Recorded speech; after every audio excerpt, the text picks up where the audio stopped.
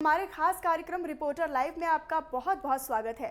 इस कार्यक्रम में हमारे साथ देश के कोने कोने से हर जगह से रिपोर्टर्स जुड़ते हैं और संवाददाता जुड़ते हैं और आज दिन भर में क्या कुछ बड़ा होने वाला है या फिर यूँ कहें कि क्या कुछ खास होने वाला है, इसके बारे में चर्चा करेंगे। तो सबसे पहले रुक करेंगे हमारे दिल्ली के संवाददाता गुलशन सैफी से, जो कि लाइव जुड़े हुए हैं। और गुलशन, आपके पास आऊँगी और ये जानने की कोशिश हम करेंगे और दर्शकों को समझाइए कि आज दिल्ली में क्या कुछ बड़ा और कुछ खास रहने वाला है, कौन सी वो अहम खबरें होंगी जिन पर आज पूरे दिन नजर रहने वाली है। जी मनीषा, बिल्कुल। दिल्ली में आज मौसम बेहद खुशनुमा है और धूप नजर नहीं आ रही है। थोड़े बादल छाए हुए हैं जिसकी वजह से गर्मी में राहत है। दिल्ली के लोग अपना कामकाज निपटाने के लिए सुहाने मौसम में बाहर निकले हुए हैं। मैं आपको बता दूं कि दिल्ली में जो आज राजनीतिक केंद्र रह सकता है बातों का और चर्चा रह सकती है, वो तालिबान जो और अफगानिस्तान के बीच में जो नई सरकार बन रही है उसको लेकर के चर्चाएं रह सकती है कि जो वहाँ प्रधानमंत्री, उप प्रधानमंत्री, सलाहकार और रक्षा मंत्रियों के नाम जिस तरह घोषित किए गए, उनको लेकर किस तरह के संबंध भारत की सरकार के साथ रहेंगे और उसके साथ किस तरह के रिश्ते रहेंगे, उस पर चर्चा रह सकती है। दूसरा, जो महापंचायत हुई है किसानों को लेकर के, जो करनाल में, उसको लेकर जो धार्मिक नारा लगाया था रमेश टिकैत जी ने, टिकैत जी के जो नारे के बाद में सियासत गर्मा गई है और साथ में वो धरना भी अभी जारी है। तो ऐसे में देखना होगा कि आज जो करनाल का महापंचायत का धरना है उसको लेकर दिल्ली की राजनीति में क्या उथल पुथल रहती है और लोग किस तरीके से इसको अपने आरोप और प्रत्यारोप में इसको संभालते हैं। तीसरा ये रह सकता है कि जो केरल में निफा का केस मामला आया है उसमें 250 लोगों को आइसोलेट किया गया है। साथ ही दिल्ली से सटे इलाके जो राजनीति उत्तर प्रदेश अगर हम देखें सीमावर्ती इलाके, तो यहाँ पर भी विशेष तरह का बुखार जो है बच्चों में देखा जा रहा है, उसको लेकर दिल्ली अलर्ट है। जी गुलशन, बहुत बहुत धन्यवाद आपका ये बताने के लिए कि आज दिल्ली में क्या कुछ खास और बड़ा रहने वाला है। हमारे संवाददाता सूरज झारखंड से सीधा हमारे साथ लाइव जुड़े हुए हैं। सूरज, आपके पास आएंगे और ये जानने की कोशिश करेंगे और दर्शकों को ये समझाइए कि आज झारखंड में क्या कुछ बड़ा रहने वाला है, क्या कुछ खास, क्या कुछ वो अहम खबरें जो आज पूरे दिन अहम रहने वाली हैं। देखिए मनीषा, झारखंड की अगर महत्वपूर्ण खबर की बात करें तो आज झारखंड विधानसभा के मानसून सत्र का चौथा दिन है और सदन की कार्रवाई हंगामे के साथ ही शुरू हो चुका है। कई ऐसे विधायक है जो विपक्ष के, बीजेपी के कई ऐसे विधायक है जो सरकार से मंदिरों को खोलने की मांग को लेकर धरना पर बैठे हुए थे। साथ ही विधानसभा के अंदर में जो मुस्लिम विधायकों के लिए नमाज अदा करने के लिए जो रूम आवंटित करने की जो बातें हुई थी, जिसकी नोटिफिकेशन निकली थी, उसे कैंसिल करने की लगातार मांग कर रहे हैं और तमाम जो विधायक है वो लगातार हंगामा कर रहे हैं कि सरकार इस नोटिफिकेशन को और मंदिर को खुलवाए, जल्द से जल्द खुलवाए। ये तमाम मुद्दों को लेकर लगातार विपक्ष हमलावर है, लगातार वो सदन के बाहर से लेकर अंदर तक वो हंगामा कर रही है। अगर दूसरी महत्वपूर्ण खबर की बात करें तो आज झारखंड विधानसभा का बीजेपी की तरफ से घेराव किया जाएगा। इसमें माफ कीजिएगा, इसमें झारखंड के पूर्व मुख्यमंत्री और बीजेपी के राष्ट्रीय उपाध्यक्ष रघुवर दास समेत जो बीजेपी के प्रदेश अध्यक्ष दीपक प्रकाश समेत कई बीजेपी के नेता हैं, तमाम मुद्दों को लेकर आज विधानसभा का घेराव करेंगे। हालांकि विधानसभा घेराव को लेकर लगातार जो प्रशासन है वो पूरी तरह से चौकस है। सदन के बाहर लगभग 2 किलोमीटर की दूरी में ऐसे कई बैरिकेटिंग बनाई गई है, जिस बैरिकेटिंग को बीजेपी के जो विधायक है, जो बीजेपी के नेता, वो पार नहीं कर पाएंगे। यानी कह सकते कि पुख्ता इंतजाम किए गए हैं सुरक्षा बलों की। अगर तीसरी और महत्वपूर्ण खबर की बात करें तो आज मुख्यमंत्री अपने अध्यक्षता में आपदा विभाग की महत्वपूर्ण बैठक बुलाई है। तकरीबन 2 बजे के आसपास में प्रोजेक्ट भवन के मुख्यमंत्री कक्ष में यह बैठक होगी, जिसमें आपदा विभाग के जो मंत्री है बन्ना गुप्ता के साथ साथ विभाग के सचिव, सेक्रेटरी, तमाम लोग मौजूद होंगे। कयास ये लगाया जा रहा है कि इस बैठक में सरकार के तरफ से लॉकडाउन में कुछ ढील दी जा सकती है। साथ ही जो पिछले कई महीनों से कोविड को लेकर जो झारखंड के मंदिरें बंद है उसको खोलने को लेकर सरकार यहाँ पर फैसला ले सकती है। तो ये तमाम महत्वपूर्ण खबरें आज झारखंड से। मनीषा जी सूरज, बहुत बहुत धन्यवाद आपका इस तमाम जानकारी के लिए। तो हमारे जिस खास कार्यक्रम रिपोर्टर्स लाइव में लगातार जो हमारे संवाददाता हैं वो लगातार जुड़ रहे हैं और दर्शकों को और आपको बताने की कोशिश कर रहे हैं कि आज क्या कुछ पूरे देश में अलग अलग जगहों पर क्या कुछ खास रहने वाला है। इसी बीच छत्तीसगढ़ से हमारे संवाददाता अमित हमारे साथ लाइव जुड़े हुए हैं। अमित, आपकी तरफ रुख करूंगी और छत्तीसगढ़ में आज क्या कुछ बड़ा, क्या कुछ खास रहने वाला है, क्या कुछ अहम खबरें हैं। मनीषा, बताना चाहूंगा सबसे बड़ी खबर की अगर बात करें तो कल मुख्यमंत्री भूपेश बघेल के पिता अनंत कुमार बघेल को गिरफ्तार कर लिया गया है, जिसके बाद उन्होंने जमानत देने से इनकार कर दिया, जिसके कारण उन्हें 21 सितंबर तक हिरासत में ले लिया गया है। 14 दिन की न्यायिक रिमांड पर भेजा गया है, जिसको देख के उनका कहना ये था कि मैं अपना बयान वापस नहीं दूंगा और किसी भी कीमत पर मैं जमानत नहीं दूंगा। अगर सरकार मुझे या अगर लगता है कि मैंने गलत कहा या गलत बयान दिया है तो मुझे भले ही जेल में डाल दे, लेकिन मैं जमानत नहीं लूंगा, ये कहकर उन्होंने अपनी जमानत देने से इनकार कर दिया, जिसके बाद कोर्ट ने उन्हें 14 दिन की न्यायिक। तो लगातार रिपोर्टर्स हमारे साथ बने हुए हैं, संवाददाता हमारे साथ बने हुए हैं और फिर से हमारे जो संवाददाता हैं अमित हमारे साथ फिर से एक बार जुड़ गए हैं। अमित, बताइए क्या कुछ खास रहने वाला है, आप अपनी बात पूरी कीजिए। तो रिपोर्टर से हमारे जो दर्शक है वो रूबरू हो रहे हैं, लगातार संवाददाता जो हैं वो लगातार जुड़ रहे हैं और अब सीधा हम मध्य प्रदेश चलेंगे जहां पर अंकित हमारे साथ जुड़े हुए हैं। अंकित, आपकी तरफ रुख करेंगे और जानेंगे कि आज क्या कुछ मध्य प्रदेश में खास रहेगा, क्या कुछ अहम खबरें जो आज पूरे दिन भर बनी रहेंगी। मनीषा, आज मध्य प्रदेश में जन आक्रोश यात्रा एक निकाली जा रही है। जो कांग्रेस इस यात्रा को निकाल रही है राजधानी भोपाल में बढ़ती हुई महंगाई, बढ़ते हुए पेट्रोल और गैस के दाम को लेकर के आज एक बड़ी जन आक्रोश पद यात्रा यहाँ पर कांग्रेस निकाल रही है, जिसमें तमाम जो मुद्दे हैं वो प्रदेश के इसमें शामिल रहने वाले हैं। महंगाई का मुद्दा बड़ा मुद्दा माना जा रहा है, साथ ही जो ओबीसी आरक्षण है और जो एससी और एसटी वर्ग पर जो लगातार मध्य प्रदेश में अत्याचार बढ़ रहे हैं उनको लेकर के आज एक पद यात्रा कांग्रेस मध्य प्रदेश में राजधानी भोपाल में निकाल रही है। साथ ही दूसरी खबर की हम मनीषा अगर बात करें तो आज मध्य प्रदेश में जो लगातार पिछले 6 दिनों से लगातार जो कोरोना के मामले बढ़ रहे हैं उसको लेकर के अब सरकार सख्त हो गई है और अब जो मास्क अभियान है उसको तेज कर दिया गया है। कल के दिन भी हमने देखा कि लगातार जो प्रदेश में राजधानी भोपाल की बात करें या इंदौर जबलपुर की बात करें तो वहां पर भी जो बिना मास्क के लोग नजर आए उन पर चालानी कार्रवाई यहाँ पर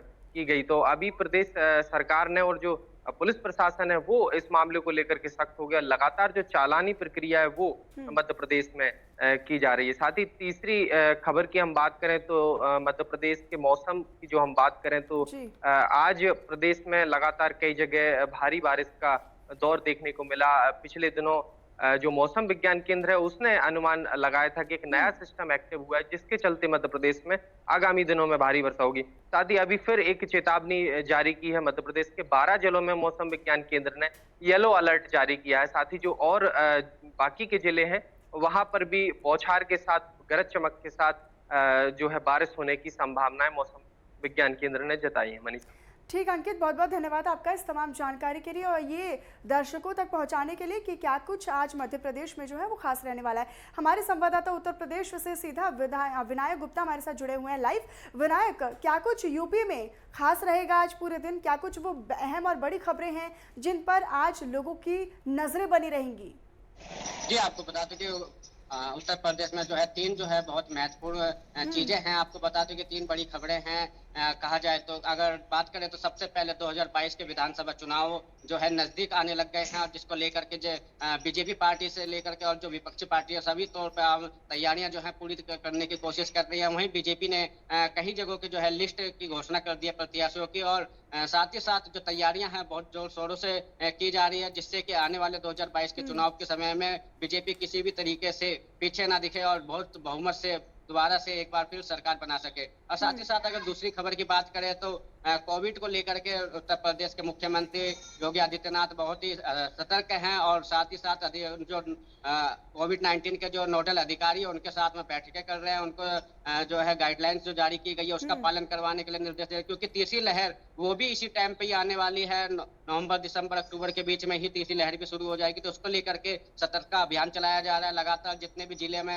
प्रशासन है उन सबको गाइडलाइन जारी की जा रही है। स्कूल है प्रशासन है उनको भी गाइडलाइंस जारी करी जा रही है कि जिससे कि जो कोविड की तीसरी लहर है उसमें बचाव किया जा सके और पिछली बार की तरह जो है इस तरीके का माहौल ना बन सके उसको लेकर के सचेत किया जा रहा है अधिकारियों को। साथ ही साथ आम लोगों को भी जो है जागरूक करने की कोशिश की जा रही है। लगातार जो है पोस्टर और बैनर छपवाए जा रहे हैं और प्रचार किया जा रहा है जिससे कि लोग एक अभियान चलाया जा रहा है जिससे कि लोग जागरूक हो सके। और साथ ही साथ अगर तीसरी खबर की बात करें तो गौतम बुद्ध नगर की बात करें तो गौतम बुद्ध नगर में एक ट्विन टावर सुपर टेक का जो है ट्विन टावर है उसको लेकर के एसआईटी टीम गठित कर रखी है। उस पर योगी आदित्यनाथ की सीधी नजर बनी हुई है कि नोएडा प्राधिकरण के उसमें कई बड़े अधिकारियों के नाम शामिल होने बताए जा रहे हैं, जिसको लेकर के एसआईटी टीम वहां पर जाकर के जांच कर रही है। 9 घंटे से ज्यादा जो है फाइलें जांची गई थी। उसके बाद में जो बिल्डर की साइट है वहां पर भी जाके भी विजिट करने की बात आज जाकर के करेंगे और जिन अधिकारियों के जो नाम सामने आ रहे हैं उसकी रिपोर्ट बना करके 1 हफ्ते के अंदर में वो प्रदेश सरकार को सौंपेंगे। उसके बाद में नोएडा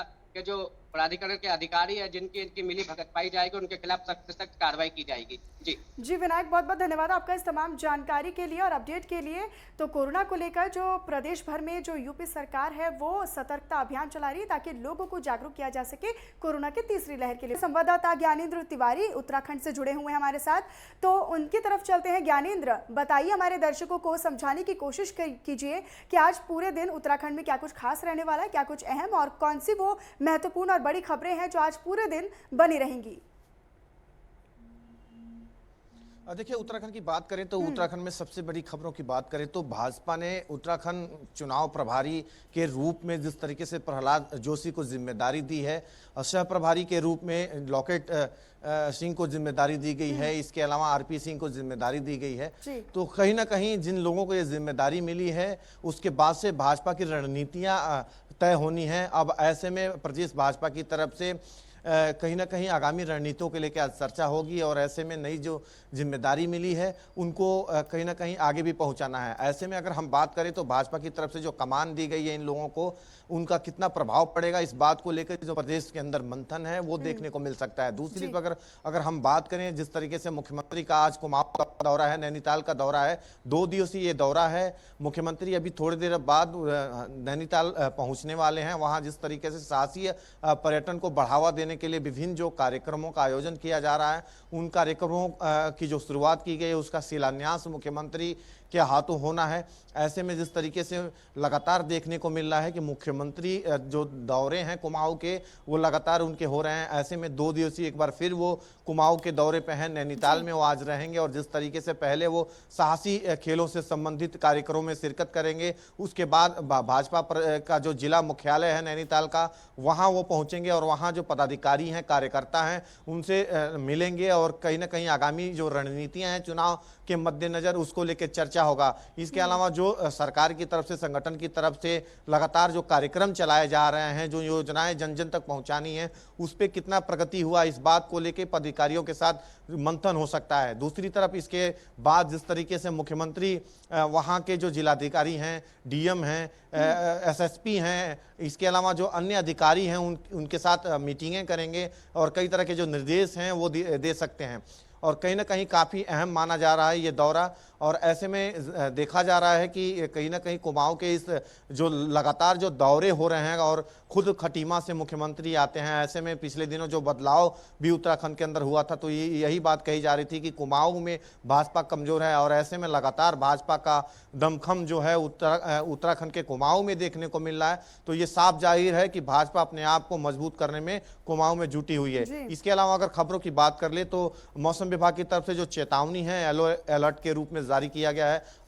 अगले 14 तारीख तक प्रदेश के विभिन्न हिस्सों में बारिश की जो संभावनाएं हैं व्यक्त की गई हैं। देहरादून में ही सुबह आज रुक रुक के बारिश का जो सिलसिला है वो देखने को मिला है कई इलाकों में। इसके अलावा पहाड़ी इलाकों में जो अगर हम बात करें टिहरी पौड़ी की बात कर लें, रुद्रप्रयाग चमोली की बात कर रहे हैं या फिर कुमाऊं के क्षेत्रों की बात करें, नैनीताल, पिथौरागढ़, चंपावत और बागेश्वर, इन इलाकों में ज्यादा बारिश की जो संभावनाएं हैं अगले 14 तारीख तक देखने को मिल सकती है। खासतौर कुमाऊं के इलाकों में बारिश को ज्यादा ही देखने को मिलने वाली है और ऐसे में अलर्ट भी जारी किया गया है मौसम विभाग की तरफ से, जिसके बाद से ही प्रशासन की जो टीमें हैं वो अलर्ट पे हैं, चाहे पुलिस विभाग हो, एसडीआरएफ हो, पीडब्ल्यू विभाग हो, पेयजल विभाग हो या फिर बिजली विभाग हो, सभी विभागों को अलर्ट पे रखा गया है। अगर इसके अलावा अगर हम बात करें तो आज कांग्रेस की तरफ से मंथन किया जाएगा क्योंकि कांग्रेस परिवर्तन यात्रा निकाल रही है और जिस तरीके से हमने देखा नैनीताल और उधम सिंह नगर जिले के लिए जो प्रथम चरण का जो परिवर्तन यात्रा था, किस तरीके से कांग्रेस के जो दिग्गज नेताओं के साथ जो भारी भरकम जो कार्यकर्ता हैं वो दोनों जिलों के जो विधानसभा में जो रैलियां थी उनमें देखने को मिली है। और अब जिस तरीके से 18 तारीख से दूसरे चरण की जो शुरुआत होने वाली है उसको लेकर आज लगातार जो मंथनें हो रही हैं और आज भी जो मंथनों का दौर है वो जारी रहेगा। 18 तारीख से जो हरिद्वार जिले के जो विधानसभा हैं 11 विधानसभा उनमें ये रैलियां देखने को मिलेंगी दूसरे चरण में। और कई दिनों तक लगातार इन विधानसभाओं में जो दिग्गज नेता हैं कांग्रेस के वो शिरकत करते हुए नजर आएंगे। साफ तौर पे अगर हम बात करें पूर्व मुख्यमंत्री हरीश रावत जो प्रदेश प्रभारी हैं, कांग्रेस के प्रदेश अध्यक्ष हैं, ये तमाम ऐसे दिग्गज नेता हैं जो इन 11 विधानसभाओं में अपनी रैलियों के जरिए हुंकार भरने का काम करेंगे। और ऐसे में आज इनकी रणनीतियों के लेकर चर्चा होने वाली है कि पहले चरण की जो रैली थी उसमें किस प्रकार का कामकाज हुआ और आगे किस प्रकार से हरिद्वार में करना है। तो ये तमाम ऐसे योजनाएं हैं कांग्रेस की तरफ से जिसका मंथन आज हो सकता है। इसके अलावा अगर हम देखें जिस तरीके से लगातार भाजपा की तरफ से आगामी जो रणनीतियां हैं, चुनावी रणनीतियां हैं, उसको लेके मंथन किया जा रहा है।